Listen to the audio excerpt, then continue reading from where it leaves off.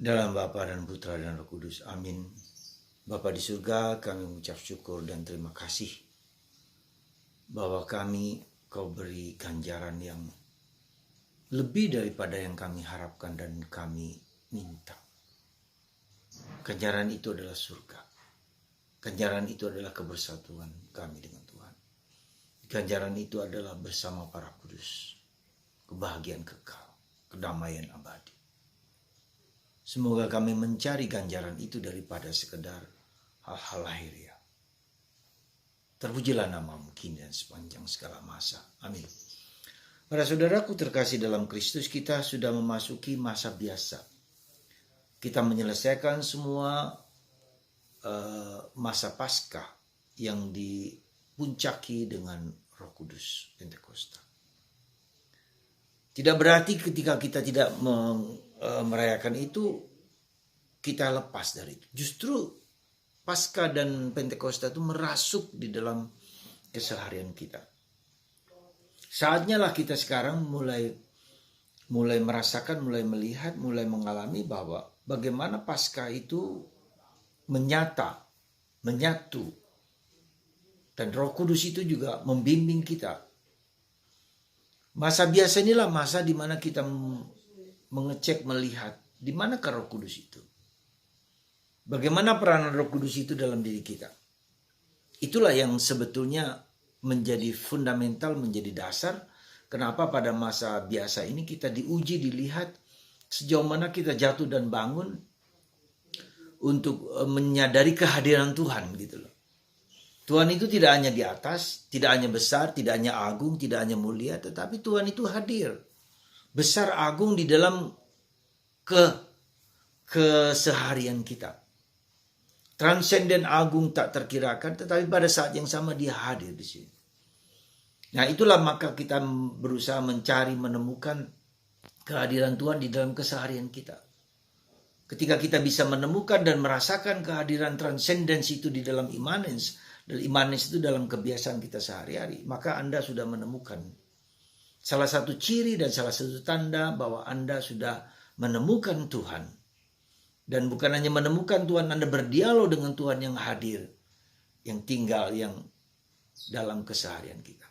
Maka saudaraku, hari ini kita dalam bacaan Injil diajak untuk melihat satu aspek penting dalam diri kita adalah apa? Ganjaran. Ketika kita mengikuti Tuhan, ketika kita mempersembahkan hidup kita, ketika kita berbuat baik, ketika kita menderita bagi orang lain, ketika kita memberikan hidup kita kepada orang lain, ketika kita melayani sesama, kita murah hati pada orang lain, dan mungkin juga kita menderita untuk orang-orang lain juga. Lalu apa buahnya? Apa hasilnya? Apa ganjarannya? Ya, Tuhan Yesus mengatakan, kalau kamu memberikan segala sesuatu dirimu sendiri, maka kamu akan mendapatkan lebih daripada yang kamu dapatkan. Bahkan 100 kali ganda. Dan Yesus lebih daripada itu, sebetulnya Yesus mau mengatakan tidak hanya lebih daripada yang kita dapatkan. Tapi lebih daripada itu adalah jauh lebih besar dari itu. Yaitu kehidupan abadi, kekekalan, kedamaian, ketentraman, ya, kebahagiaan yang tak terlukiskan dengan kata-kata. Saya kira itu yang menjadi salah satu pegangan kita yang mau Tuhan berikan kepada kita ketika Yesus bangkit. Yesus mulia, Yesus bukan hanya kemudian mati, kemudian habis, hilang. Tidak, tapi dia bangkit, dia mulia bersatu dengan Bapa. Bahkan dalam kebersatuan dengan Bapa itu, ia mohon kepada Bapa untuk memberikan kepada kita Roh Kudus. Ya. Nah, maka apa yang sebetulnya harus kita sadari sekali lagi adalah bahwa memang kita akan mendapat ganjaran, dan ganjaran itu tidak perlu kita cari, tidak perlu kita minta, tidak perlu kita mohonkan, bahkan tidak perlu kita tuntut. Dengan sendirinya ketika kita berbuat baik, dengan sendirinya ketika kita murah hati, dengan sendirinya kita berderma, dengan sendirinya kita melakukan sesuatu kebaikan dengan ikhlas, maka itu dengan sendirinya Tuhan akan ingat apa yang telah kita berikan kepada orang lain. Ya. Nah, hanya prinsip yang penting adalah jangan sampai tangan kiri tahu apa yang menjadi pemberian tangan kanan. Ikhlas, tulus ikhlas. Ya. Itulah yang menjadi pegangan penting di dalam kehidupan kita. Jadi berbuat baik, berbuat mulia, berbuat indah bagi orang lain, itu lakukan dengan ikhlas. Ya, biarkan Tuhan sendiri yang menghitung-hitungnya. Biarkan Tuhan sendiri yang melakukan yang terbaik yang bagi kita. Bahkan mungkin saudaraku terkasih, ketika kita menderita terus-menerus, bahkan mungkin terus-menerus, ya. Dan ada pertanyaan-pertanyaan yang seringkali tidak bisa saya jawab ketika penderitaan itu mengalir dalam hidupnya berkali-kali demikian. Saya hanya bilang, mungkinkah kalian menanggung beban dosa dari orang-orang di sekitarmu? Ketika kalian mendapatkan penderitaan demi penderitaan, padahal dalam tanda petik mungkin tidak melakukan yang jahat bagi orang lain. Ya. Jadi saudaraku terkasih, jadi kita tidak hanya memperhitungkan segala sesuatu di dunia ini, ya, balasannya di dunia ini, tetapi ya mungkin kita harus menderita seperti Yesus menderita, bersilih atas segala dosa-dosaku sendiri, dosa-dosa orang lain, bahkan dosa keluarga kita, bahkan leluhur kita, yang harus kita lepaskan dari penderitaan mereka. Jadi sangat keselamatan itu saudaraku terkasih, sekali lagi seperti Yesus menanggung beban dosa-dosa umat manusia dalam dirinya sendiri, dalam penderitaan yang begitu brutal itu, yang begitu sadis itu. Dia harus menanggung beban itu di dalam dirinya sendiri. Bahkan sebelum Yesus dan sesudah Yesus, ya, sesudah sekarang ini. Dan itulah cara kita melihat mengapa kita seringkali harus menderita, harus susah payah, karena kita harus melakukan silih atas dosa-dosa mungkin orang tua kita, mungkin leluhur kita. Maka penting dan perlunya menurut saya juga untuk berdoa bagi leluhur kita.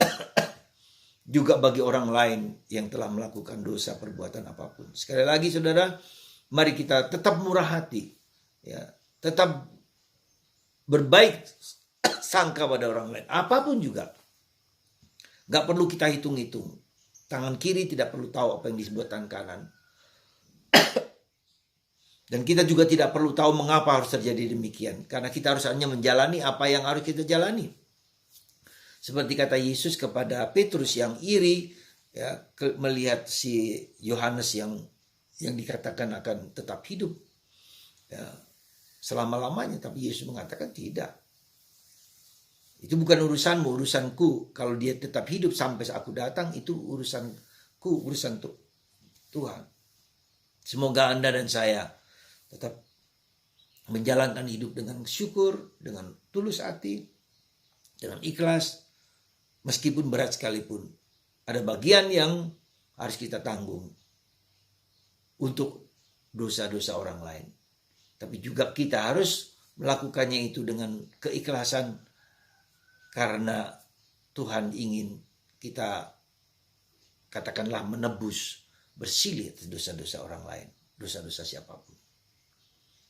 Semoga Tuhan memberkati Anda dan saya, dan kita perlu sungguh-sungguh serius untuk menjalankan kehidupan ini, meskipun sulit dan berat, harus kita jalani dari waktu ke waktu. Ya. Dan lebih daripada itu, buah yang paling indah adalah apa? Kebersatuan dengan Tuhan, kebahagiaan kekal. Seandainya saya menderita, saya mau menanggung dosa-dosaku dan dosa orang lain, tetapi lebih-lebih buahnya adalah kebersatuan dengan Tuhan. Dan itu harga yang terbesar, meski kita menderita sekarang dengan cukup berat. Tuhan memberkati Anda semua, Bapa, Putra, dan Roh Kudus. Amin.